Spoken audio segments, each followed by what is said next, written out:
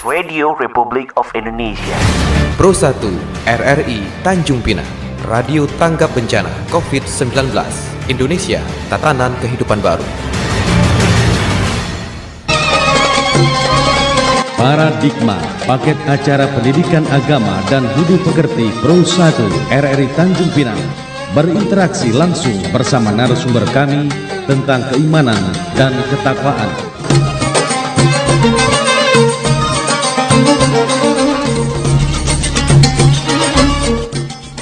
Assalamualaikum warahmatullahi wabarakatuh.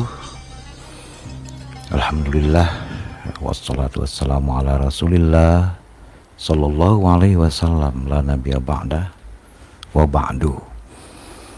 Muslimin dan muslimat, pendengar RRI Tanjung Pinang dimanapun saja berada, bersyukur kita kepada Allah karena hingga saat ini kita masih diberi kekuatan, kesempatan, dan kemampuan untuk beraktivitas, sehingga kita kembali bisa bersua di udara dalam rangka usaha kita untuk memperkuat keimanan, memperteguh akidah atau keyakinan kita kepada Allah Subhanahu wa Ta'ala. Sebab hanya itulah, pemahaman yang seperti itulah yang bisa membantu kita baik di dunia maupun di akhirat. Begitupun juga kepada insan mulia Nabi kita Muhammad sallallahu alaihi wasallam, yang senantiasa kita menyampaikan selawat dan salam, sebab itulah cara yang terbaik untuk mensyukuri, menghargai perjuangan beliau. Sadar atau tidak, dalam keadaan diam atau berucap, bahkan sebelum diam dan sebelum berbicara, sesungguhnya ajaran beliau sudah dan selalu kita sampaikan. Para pendengar dimanapun saja berada, baik yang dekat maupun yang memonitor dari jarak jauh, ada di Palembang ini Linda, ada yang di Lebuhan Batu, kampung kita, ya, ada banyak di pulau-pulau sana, ada bahwa tema kita pada pagi hari ini adalah kewajiban berkurban. Dan pada Jumat ini saya ditemani oleh adinda saya. Jadi apabila kita melihat pagi yang segar, sekarang kita lihat Ustadz Rizaldi yang bugar. Itu sekarang tema kita kewajiban berkurban, dan bersama Ustadz Rizaldi. Assalamualaikum Ustadz. Waalaikumsalam warahmatullahi wabarakatuh. Itu tadi. Jadi nanti sebagaimana biasa para pendengar silakan menyampaikan pertanyaan yang berhubungan dengan tema kita, kewajiban berkurban. Dan ada yang kadang-kadang tidak wajib kita berkorban, tapi kita sering berkorban, Adinda, berkorban rasa. Korban perasaan. Tak ada perintah untuk berkorban, tapi berkorban apa boleh buatlah. Allah. Dan itu bukan cuma di luar, kadang-kadang di rumah. Lapar perut, pulang ke rumah, tengok menu makanan, bukan tak ada. Tak cocok selera ya kan. Ini korban rasa itu kan. Tapi Ramli cobaan itu. Cobaan. Jadi orang yang mengamalkan pemahaman ini Adinda, itu udah kekuatan itu. Subhanallah. Jadi Allah beri lebih pun cobaan juga. Tak diberi pun cobaan juga. Tak ada COVID juga ada cobaan. Ada COVID cobaan juga. Bahkan dalam memahami new normal katanya kan. Ini hanya menyinggung ini Dinda. Saya bingung saya mencari pemahamannya. Sebab dulu pun waktu COVID digembar-gemborkan, kita pakai masker juga. Nah sekarang pun ketika ini normal pakai masker ya katanya. Apa bedanya? Ya cobaan. Jadi para pendengar yang berada saja berada, yang kita maksud berkorban adalah seperti korban yang kita lakukan, kita saksikan, yakni berkorban hewan. Jadi langsung untuk Adinda nih, kira-kira seperti apa yang bisa kita pahami dan dipahami oleh para pendengar kita yang dimaksud dengan berkorban pada waktu Lebaran Haji nanti. Subhanallah. Baik Abang Dah, bismillahirrahmanirrahim. Assalamualaikum warahmatullahi wabarakatuh. Waalaikumsalam. Alhamdulillah, wassalatu wassalamu ala rasulillah wa ala alihi wa sahbihi wa mawalah. Para pendengar RRI dimanapun berada, saudaraku yang berbahagia, sebagaimana tadi telah dihantarkan oleh guru saya, senior saya, tuan guru saya, bahwa tema hari ini cukup baik untuk kita diskusikan bersama, yaitu tentang berkorban. Sebagai pengantar, korban itu kan memang satu ibadah yang Allah Subhanahu wa taala wajibkan. Jadi sebahagian ulama itu mengatakan wajib Abang Dah. Termasuk Iya. korban rasa tadi. Tidak. Korban hewan ternak tentunya ya. Nah, apa yang dikorbankan dalam Al-Qur'an disebut dengan nama bahimatul an'am. Apa itu bahimatul an'am? Hewan-hewan tertentu. Jadi ternyata para pendengar, yang bisa kita korbankan juga bukan semua hewan, apalagi perasaan Abang Dah ya. Hewan saja pun tak semua hewan. Cuma 3 hewan yang dicontohkan Nabi sallallahu alaihi wasallam. Yaitu kalau kita singkat UKS Abang Dah. Unta, ya, kambing atau domba sama, kemudian sapi Atau ataupun korbo kata orang kita kan, horbo. Ya. Walaupun memang untuk kerbau ini Abang Dah masih terjadi khilafiyah. Sebab kalau kambing dan domba di zaman Nabi ada. Tapi kalau horbo ini di zaman Nabi tak dikenal, sapi tak dikenal, sehingga ada sebagian ulama yang mengatakan oh kerbau tak termasuk. Ya, karena memang secara ini juga secara apa ya, tekstur tubuh dan segala macamnya ada perbedaan juga Bang. Korbo itu lebih kuat ya, makanya biasa dipakai untuk ya bajak sawah. Tapi sebagian ulama juga menyamakan, walaupun ada perbedaan, tetap juga ada beberapa persamaan antara kerbau dengan sapi, sehingga jumhur ulama juga mengatakan kerbau juga termasuk bahimatul an'am, termasuk hewan ternak yang sudah ditentukan. Nah, jadi ayam, bebek itu nggak termasuk Abang Dah. Ya, saya tahu Abang Dah punya hewan ternak bebek banyak di kampung. Di kampung itu tak bisa dikorbankan. Nah, cuma 3 jenis.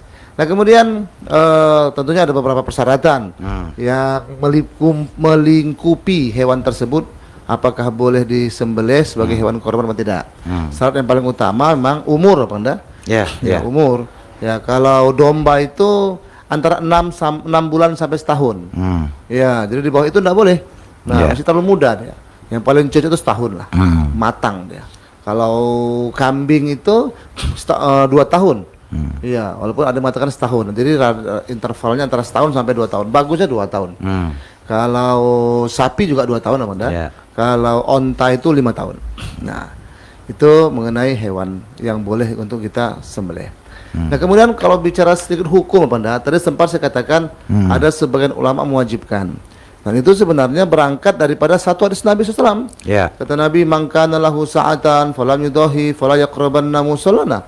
Siapa yang punya keluasan rezeki tapi tak mau juga berkorban, maka jangan dekati tempat sholat kami. Wah, ini hadis ini cukup tegas sebenarnya. Bukan Nabi itu keras, tegas sebenarnya. Tegas dia, ya. Karena dibujuk dengan pahala pun nggak mempan, bahkan melawan Allah. Saya tak sekarang ke masjid. Insya Allah nanti di akhir-akhir saya diantar gitu. Iya, tunggu diantar katanya. Ini kadang-kadang memang model-model manusia macam itu Bang. Itu sekarang bahasa Nabi itu memang memberikan ketegasan. Jangan dekat tempat sholat kami. Nah, itu sebagian ulama. Namun jumhur ulama juga mengatakan sunat muakkad. Jadi yang paling ringan itu sunat muakkad. Walaupun sunat muakkad itu jangan kita pahami sunat saja. Dikerjakan berpahala, tak dikerjakan tak apa-apa. Nah, ini Allah maaf maaf. Allah maaf maaf. Ini enggak gitu dia Bang. Ya, apalagi sunat itu bagi 2, ada yang muakkad dan yang ghairu muakkad. Nah, ini termasuk yang muakkad, yang sangat dikuatkan. Oleh karena itu memang sebagian para ahli agama sekarang merubah definisi sunat tuh Bang Dah. Ya, tak lagi berpahala dikerjakan, ditinggalkan tak apa-apa, tapi berpahala dikerjakan, ditinggalkan rugi ya. Nah, baik, itu secara hukum. Jadi paling tidak dia sunat muakkad yang dikuatkan atau menjadi wajib. Nah, itu Bang, sementara pengantar. Oke, jadi sekarang kita ke samping-samping pernik-perniknya. Iya Bang Dah. Ini bahasa kedai kopi. Masyaallah. Jadi tapi perlu kita sampaikan, perlu juga kita pahami. Iya Bang Dah. Jadi kata kawan, kadang-kadang Pak, berkorban itu wajib kita tahu. Tapi kadang-kadang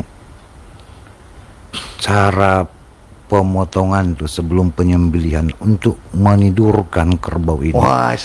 Waduh, kasihan Pak katanya. Kadang macam sapi itu macam nangis katanya. Iya, iya benar, benar. Jadi sebenarnya Adinda ini seperti apa sih akhlak kita kepada hewan yang mau kita korbankan ketika dia hendak disembelih? Apakah main tendang, main tarik gitu, bab gitu kan? Sudah jatuh dia langsung lutut tuh ke leher. Allahu Akbar. Nah, macam mana gitu akhlaknya itu? Subhanallah Bang Dam. Memang Islam ini agama yang sempurna, paripurna, sangat lengkap dengan akhlak dan etika. Jangankan dengan manusia, dengan hewan saja pun, bahkan tumbuh-tumbuhan pun, kita diwajibkan berakhlak, Bang Dam. Nah, oleh karena itu, memperlakukan hewan kurban itu harus dengan sangat berakhlak, harus sangat dengan beradab. Bahkan dikatakan sebelum dia dikurbankan, disembelih, ya itu mata mesti tutup, supaya dia tidak melihat penderitaan, apa namanya, sahabat-sahabat yang lain. Nah, itulah bentuk peri kehewanan kita, tutup mata. Kemudian menumbangkan. Nah, ini Abang dah.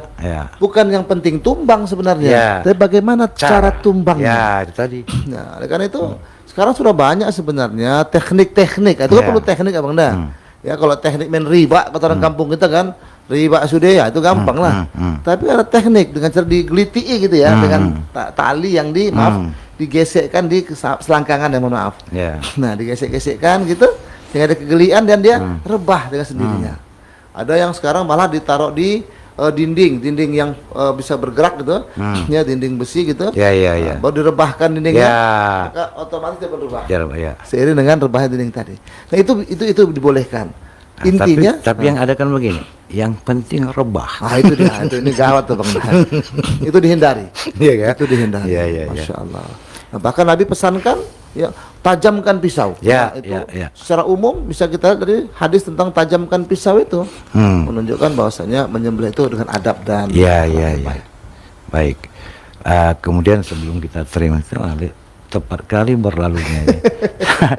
Jadi kita bikin satu lagi, ini isu bisa jadi fitnah, macam mana kita menstabilkannya. Jadi ini kan kalau kita sudah berkorban tak jauh-jauh dari masjid.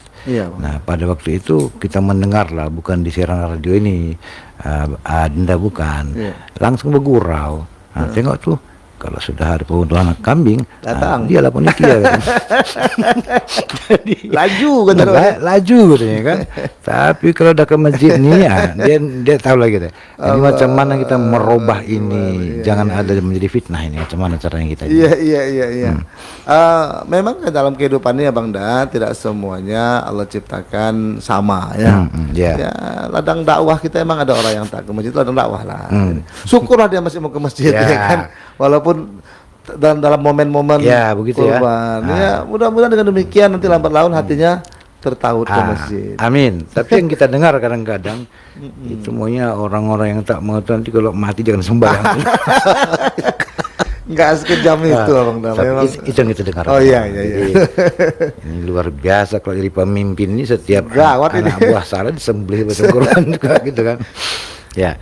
Yang terakhir barangkali, jadi mudah-mudahan ini dimengerti. Sebenarnya siapa sih yang memang wajib sekali kita berikan daging korban nih? Baik, sebelum sampai ke situ Abang Da, mungkin siapa yang lebih baik untuk berkorban gitu Bang Da? Jadi dalam hadis yang tadi dikatakan siapa yang punya keluasan rezeki ya Bang Da.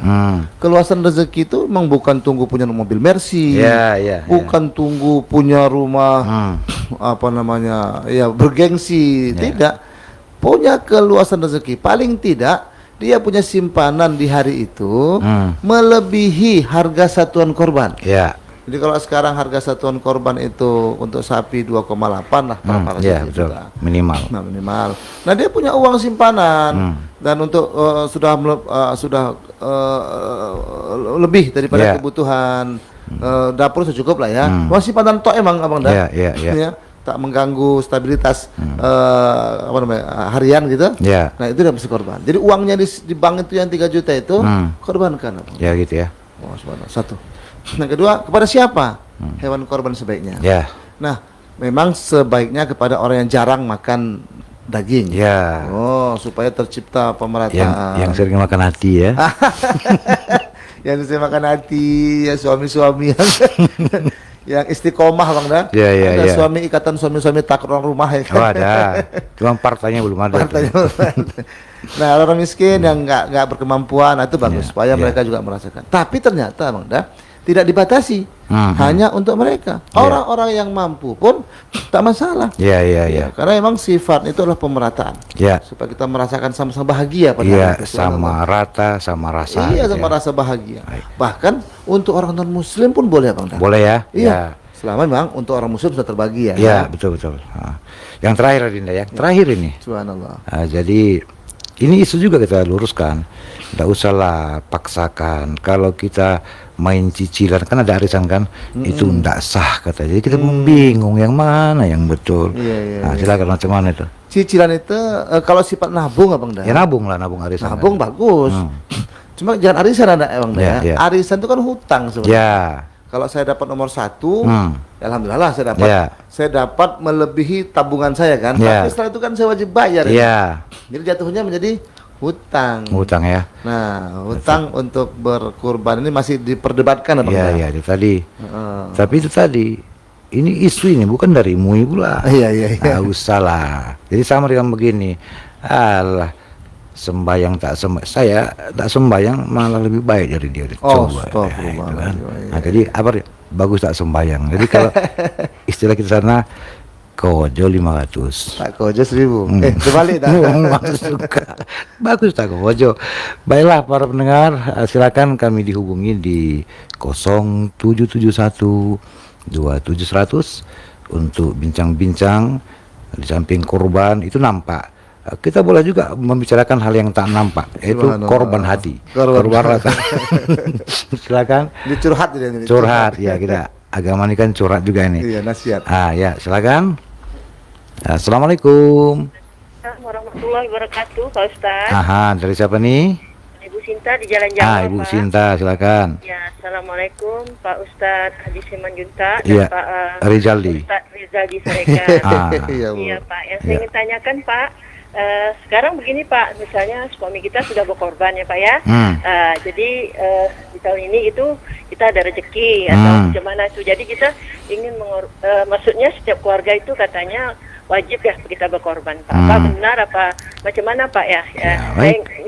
Satu lagi Pak, kita kan orang tuanya. Kalau anak kita meninggal, apakah yang masih hidup, apa yang sudah masih meninggal yang kita harus dulukan itu macam mana Pak? Saya kurang ngerti tentang ini. Terima kasih atas penjelasannya. Assalamualaikum. Waalaikumsalam warahmatullah. Yang berikutnya silakan di 0771. Ya. Halo. Assalamualaikum. Waalaikumsalam. Dari siapa, Pak? Saya Pak Husin dari Garas. Pak? Ya. Dari Pak siapa? Pak Husin.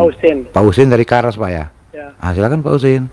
Ini Pak, saya ini belum kekah bisa dan korban. Oh.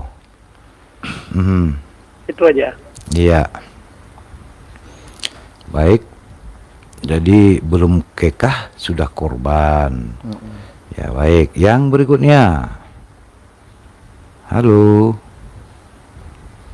Belum kekah. Ya sambil menunggu Dinda. Ada lagi. Ya silakan. Halo, Assalamualaikum. Waalaikumsalam. Dari Ibu Bu Erna di kilometer 5 bawah. Ibu Erna. Silakan Bu Erna.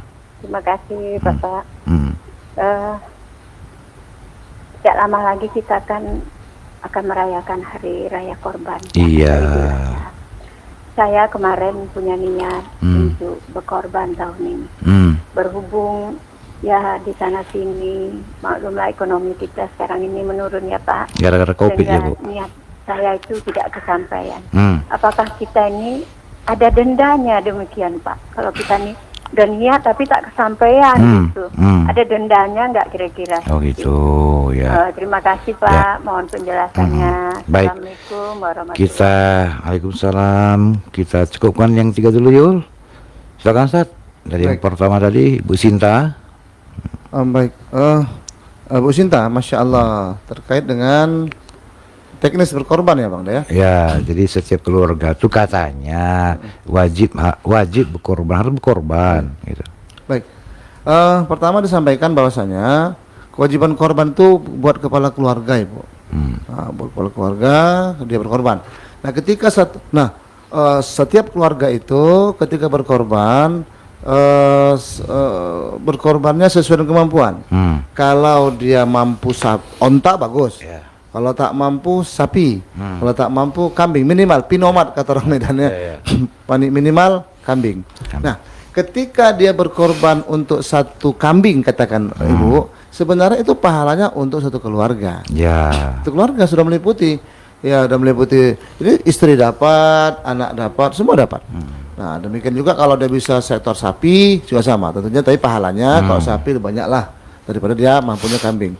Nah, kesalahan kita hari ini kan Abang Da, kerancuan kita. Saya mau berkorban untuk anak saya 22, umpamanya nih, anak saya 2 orang. Maka saya kalau sapi itu kan 7 orang ya. Saya bayar dua bagian. Kan kalau sekarang itu satu bagian sekitar 2,8 ya. Nah, saya bayar 5,6 lah. Oh iya, 5,6. Nah, kan 2 orang anak saya. Sebenarnya nggak begitu. Ya, 1 ekor sapi untuk 7 orang itu kan urunan. Ya, itu untuk boleh diurun, boleh digabung ya. Pembayarannya sebanyak 7 orang. Tapi kalau satu keluarga mau berkorban cukup 1 ekor saja. Kalau dia tak mampu sapi, kambing.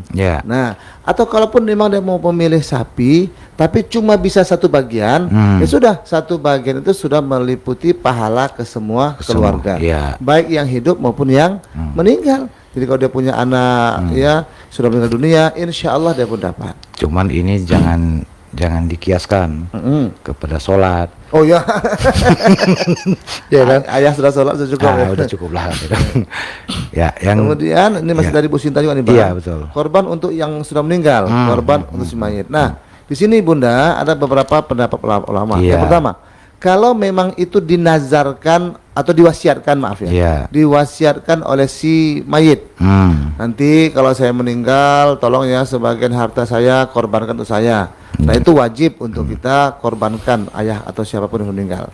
Nah, tapi kalau tidak ada tidak ada wasiat, ya kita saja mau berkorban untuk orang tua kita umpamanya, ya bagus. Nah, bagus. Nah, namun itu boleh pakai nama kita, boleh Bang? Boleh, karena niat pahala. Kemudian kita niatkan untuk orang tua. Jadi kita semua dapat, orang tua juga dapat insyaallah. Jadi nggak perlu nanti daftarkan pakai nama almarhum ayah saya Muhammad Nur Siregar. Nggak perlu, pakai nama kita saja. Kita niat di hati insyaallah untuk orang tua. Kita dapat pahala, keluarga dapat pahala, ayah kita pun pahalanya dapat insyaallah. Gitu deh Pak. Yang ke Pak Husin ya Bang? Pak Husin dari Karas, ini jauh nih. Subhanallah, ini sering jadi persoalan. Saya cuplik satu pendapat Ustadz yang sering tampil di TV lah ya. Kata beliau, ya kita mesti kekah dulu, ya baru kemudian korban. Tapi saya punya pendapat berbeda Bang. Allah alam lah ya. Pendapat yang saya pahami bahwasanya kekah itu kan kewajiban orang tua. Iya. Dulu waktu kita kecil ya, orang tua harus mengkekahkan. Tapi kalau umpamanya orang tua kita nggak mampu, kata orang tua kita jangan kena kekah, makan pun bayar kan, umpamanya kan, tak mampu ataupun tak tahu, boleh jadi. Karena Bang di kampung kami itu di Medan itu, setahu saya lah adik saya itu nomor 2 diayunkan, dibuai gitu ya, dimarhabankan tuh Bang. Betul. Ya marhaban, dirame-ramekan itu. Apa ndak bidah itu?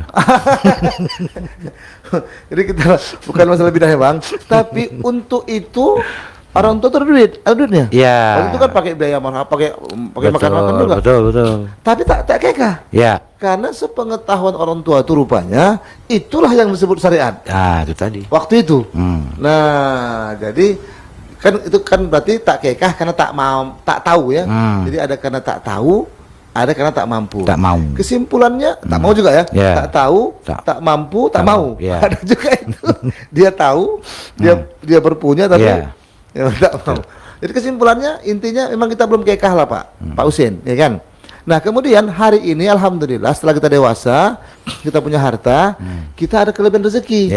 Sebagaimana Allah katakan, inna a'tainakal kautsar, fasholli lirabbika wanhar. Sungguhnya kami telah memberikan kepada kamu nikmat yang banyak, kautsar, maka sholatlah dan berkorbanlah. Nah, ketika kita sekarang mau korban, nah maka tak perlu kekah lagi ya Bang dah. Ya. Langsung saja korban. Ya. Gitu. Karena memang kekah itu adalah kewajiban buat orang tua kita Iya. dulu. Jadi kembali saya tambahkan Pak Husin, kadang-kadang kita lupa lagi Linda ini. Itu kan akikah itu kan korban itu kan nomor 2. Nomor 1 Pak Husin adalah untuk para pendengar juga bahwa Nabi pernah mengatakan, sambutlah kelahiran anak kamu sebagaimana Maryam menyambut dengan doa kelahiran Isa. Jadi doanya itu ada pada surah Ali Imran 36. Wa inni u'idzuha bika wa dzurriyyataha minas syaitonir rajim. Subhanallah. Aku serahkan pemeliharaan anak ini kepadamu wahai Allah dari gangguan godaan setan yang terkutuk. Ini langkahnya Dinda. Ketika kita sampaikan di tempat ceramah kadang-kadang pada bingung. Yang tahu akikah. Nah, sementara serahkan dulu. Baru akikah. Nah, baru kemudian kita ini tadi kembali ke hukum tadi sunat. Itu sunat itu. Itu dia. Padahal ketika Nabi mengatakan, sahabat bertanya, kata Nabi, kalau dia laki-laki 2 ekor, kalau perempuan 1 ekor. Kalau tak mampu, kata sahabat ini, apa engkau yang bisa?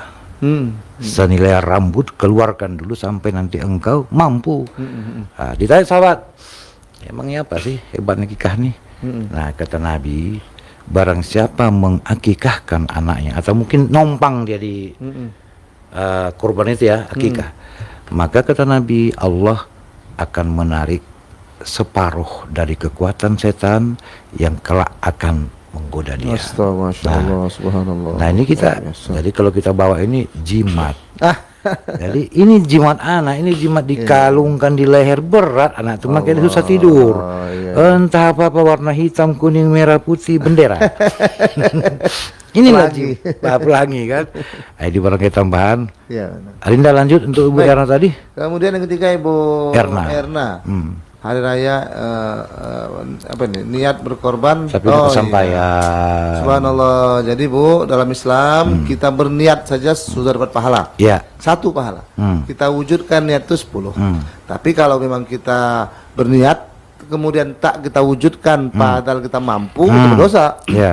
Nah, itu berdosa kita Bu. Nah, tapi kan pertanyaan Ibu tadi mengatakan kita niat tapi karena keadaan. Apalah persoalannya lah, intinya kita tak mampu untuk melakukan, maka Allah maafkan. Dan tapi Ibu sudah dapat pahala niat insyaallah. Masyaallah. Baik, kita tunggu yang keempat ya. Yang keempat silakan. Udah masuk. Halo, assalamualaikum. Waalaikumsalam. Dari siapa nih? Ini sama Mama Suzana Pak Ustadz di Busung. Mama Sujana, silakan Mas Sujana. Ya, saya ingin bertanya. Ada seorang ibu, dia semasa hamil, dia bernazar. Kalau seandainya dia itu melahirkan anak laki-laki, dia akan menyembelih seekor kambing.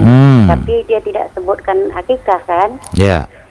Habis itu sesudah anak itu berusia 21 tahun, dia melakukan kurban untuk anak itu. Itu macam mana tuh Pak Ustadz? Saya mohon penjelasannya Pak Ustadz ya. Baik. Ya, makasih Pak Ustadz. Assalamualaikum warahmatullahi wabarakatuh. Waalaikumsalam. Silakan yang kelima lagi. Nanti kita jawab sekaligus nih.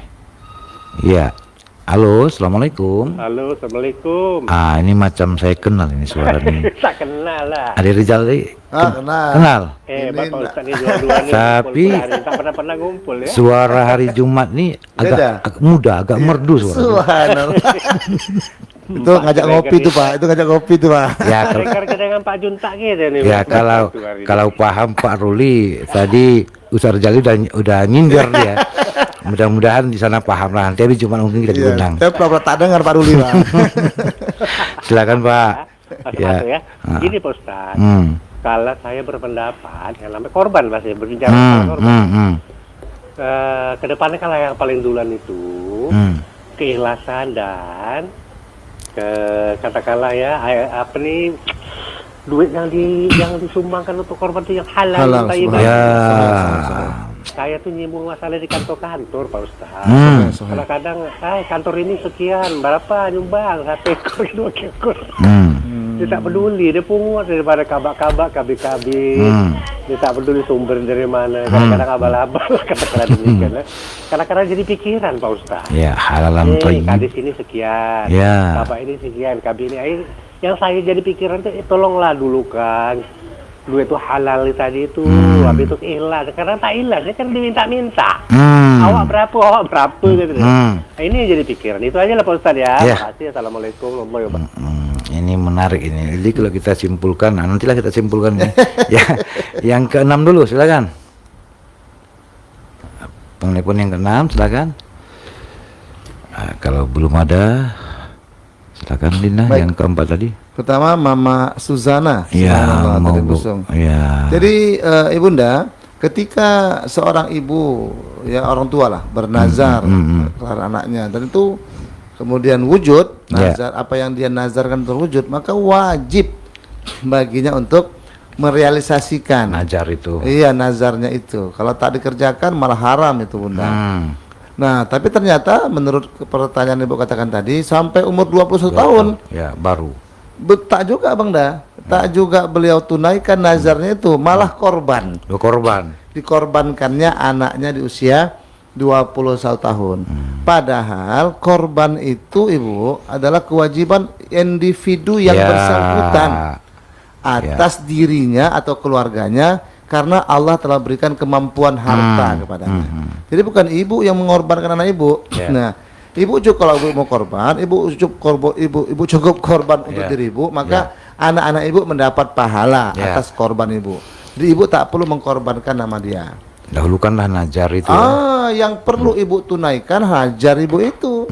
Nah, walaupun sudah sampai umur 21 tahun ini sebenarnya sudah kelewatan ibu. Tapi ibu tetap harus menunaikannya, karena itu adalah janji ibu kepada Allah SWT. Saran kami dengan Ustadz Al-Isran, ibu segera belikan kambing, kemudian sembelih untuk nazar atas kelahiran anak ibu itu. Alhamdulillah, Masya Allah. Kemudian Pak Ruli ya Bang ya.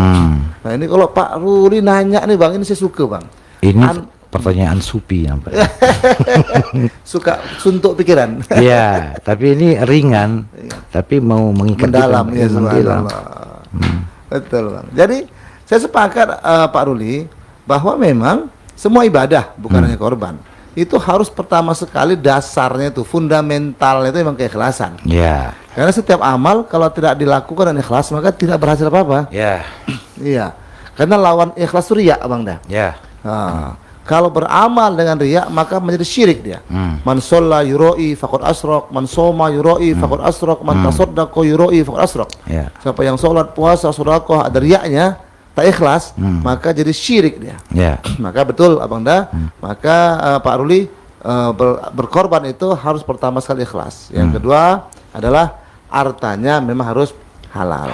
Tapi sedikit saya perlu komentari dari pertanyaan Pak Ruli ini, bahwa ini kan stressing point yang disampaikan Pak Ruli ini semacamnya ada mengarah-arah kewajiban berkorban di instansi ini. Yang mana itu merupakan instruksi daripada kepala kantor atau kepala daerah untuk stafnya berkorban. Nah, jika korban, kalau himbauan itu ditujukan kepada pribadi, Abang Da, Pak Ruli, supaya pribadi tersebut berkorban atas nama pribadinya, bagus. Syiar. Sama juga zakat kan, ada perwako, peraturan wali kota, semua staf mesti berzakat. Bagus. Tapi ketika staf itu urunan, ya kan, asas nama kantor, kemudian berzakat, berkurban, bahkan lebih pula 7 orang macam yang dibuat di SD itu sekolah Bang Da.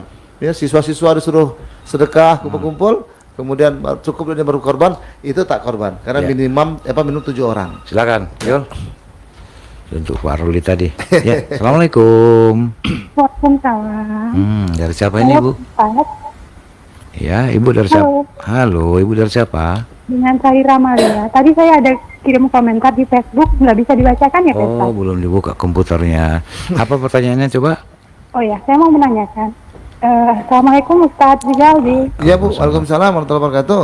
Oke, Saya mau menanyakan gini Pak Ustadz, kan syarat hewan kurban itu kan setelah dia memasuki usia 2 tahun, misalnya sapi atau kambing, tapi ternyata gigi depannya itu belum tanggal. Apakah hewan tersebut juga layak untuk kita kurbankan? Kemudian bagaimana jika kalau di Jogja itu udah lama ya Pak, anak sekolah pun dianjurkan untuk menabung di instansi-instansi. Sekarang ini semenjak saya balik Tanjung Pinang ternyata sudah mulai diterapkan hal seperti itu. Itu alhamdulillah sekali. Juga untuk para penjaganya Pak Ustadz, mohonlah untuk bisa diverifikasi dari pihak Kemenak dan Kemenkesnya agar daging yang kita konsumsi kita nggak was-was jadi halal lan thayyib. Terima kasih. Assalamualaikum. Waalaikumsalam warahmatullahi wabarakatuh. Ya itu dia dari Bu Sari, silakan yang ketujuh. Halo. Halo. Dari siapa Ibu? Dari Ibu Ismidar nih di Tenggarang Pak Ustadz. Dari Tenggarang, silakan. Ini saya mau nanya Pak Ustadz. Kalau kita korban ataupun kambing ataupun sapi gitulah, itu sebaiknya itu yang gimana ya Pak Ustadz?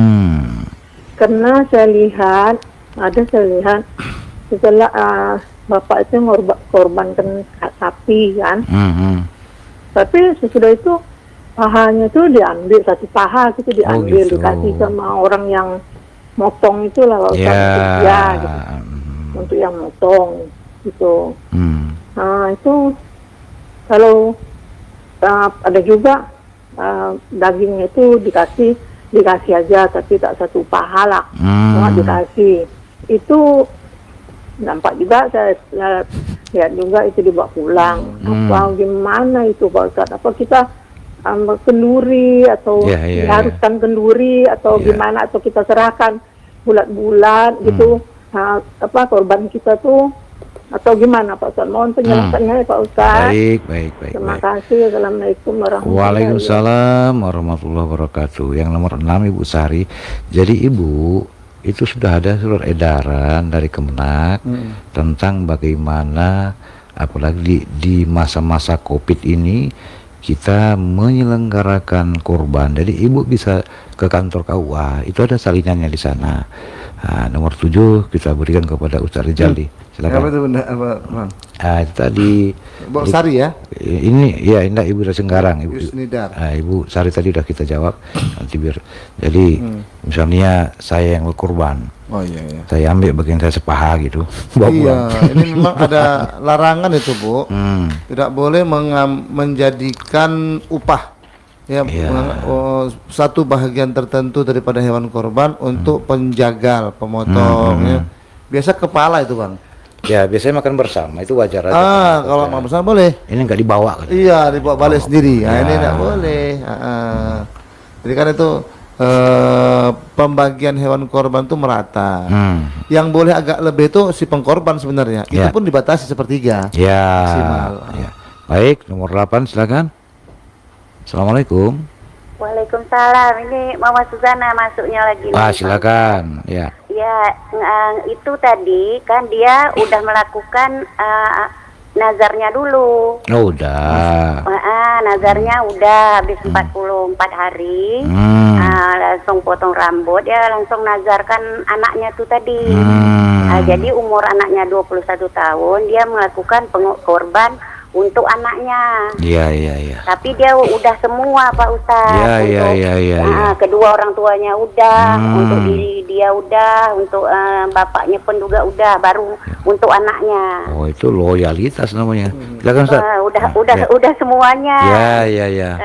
Jadi makanya, jadi yang untuk korban anaknya nih tadi, yang inilah yang karena anaknya kecil kan, jadi dikendiankan lah.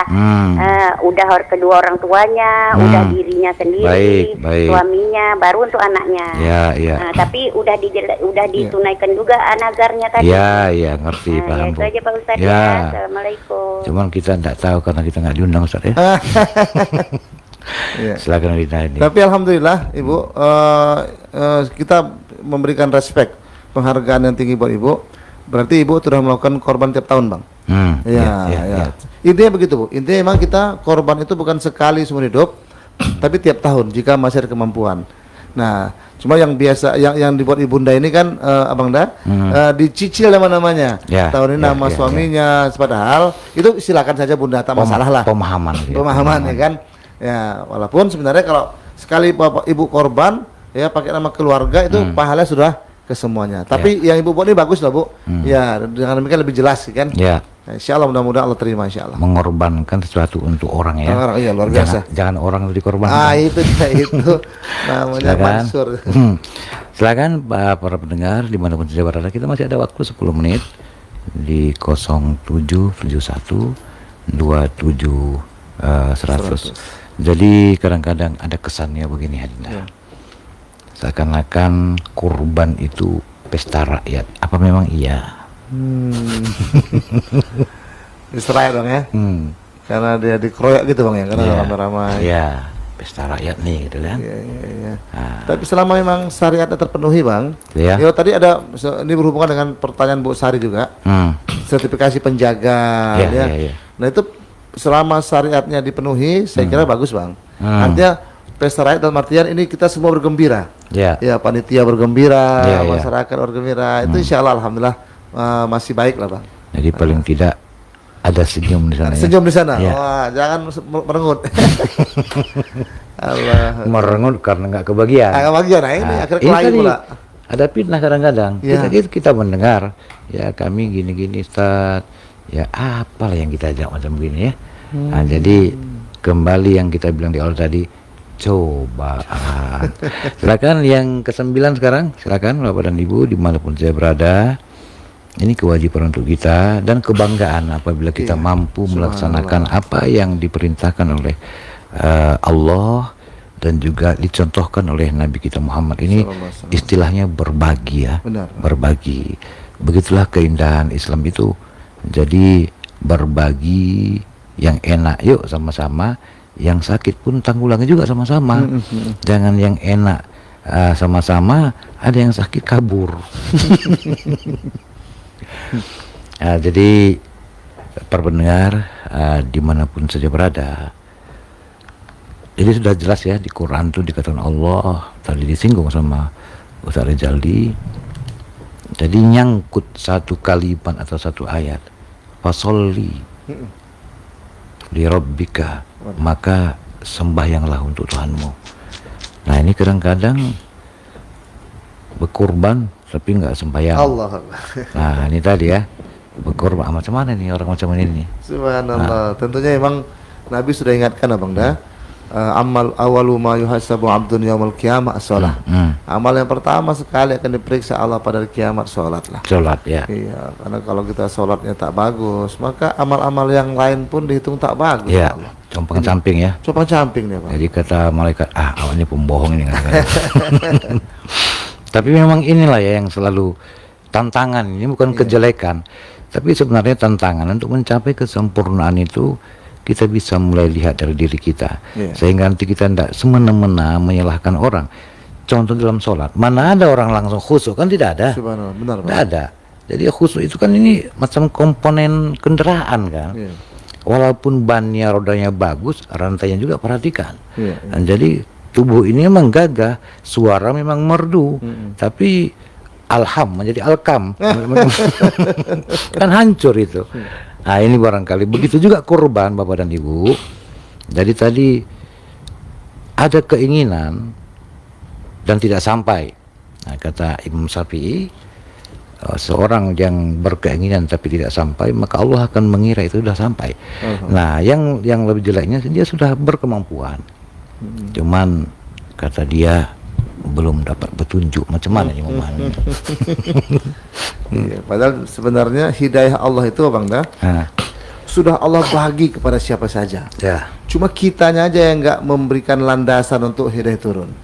Jadi karena kemauan kita nggak ada, hidayah tak masuk. Kalau hidayah, jadi kita menyalahkan Allah pula. Belum ada panggilan. Itu berarti dua dosanya Bang. Belum ada panggilan. Jadi Quran ini kurang apa lagi? Nah, mungkin dia mau Quran itu sifatnya mungkin pribadi untuk dia. Nah, ini macam perilaku orang-orang Yahudi lain ini kan. Nah, jadi kita berlindung kepada hal yang demikian. Baik Adinda, silakan simpulkan dan supaya kita. Baik. Bapak Ibu, para pendengar sekalian yang dirahmati Allah SWT, maka satu hal yang kita pahami, bahwa harta yang Allah berikan kepada kita itu bukan milik kita. Itu hanya titipan yang Allah SWT berikan. Suatu ketika harta itu akan diminta kembali oleh pertanggungjawabannya. Sebagai harta dan sebenar-benar harta adalah harta yang kita belanjakan di jalan Allah. Dengan zakat, infak, sedekah, termasuk korban. Itulah harta kita. Yang di bank, yang di tabungan, itu bukan harta kita. Harta warisan. Harta warisan. Ketika hari ini kita meninggal dunia, itu otomatis tak lama harta itu berpindah tangan. Ya, kalau dia masih nama kita, besok diurus langsung jadi nama anak kita itu. Nah, oleh karena itu Bapak Ibu, bukan salah ya mempersiapkan masa beranak, tapi pikirkanlah masa depan kita di akhirat. Baik para pendengar yang berbahagia, itu kesimpulan kita, ini penjelasan kita, ini bincang-bincang kita pada pagi hari ini, dan kami yakin begitu banyak yang kurang dalam acara ini. Kami mohon maaf, dan mudah-mudahan Jumat depan kita akan bersua lagi di udara dengan tema yang berbeda yang kemarin kita janjikan kepada Ustaz. Kita akan bicarakan masalah bidadari. Allah Akbar, asik dong. Bidadari ya. Iya. Baiklah, ini mungkin nanti pendengarnya bapak-bapak ini. Lebih kurang mohon maaf. Billahi taufiq wal hidayah. Assalamualaikum warahmatullahi wabarakatuh. Waalaikumsalam. Radio Republic of Indonesia. Pro 1 RRI Tanjung Pinang, Radio Tanggap Bencana COVID-19 Indonesia, Tatanan Kehidupan Baru. Paradigma, paket acara pendidikan agama dan budi pekerti Pro 1 RRI Tanjung Pinang berinteraksi langsung bersama narasumber kami tentang keimanan dan ketakwaan.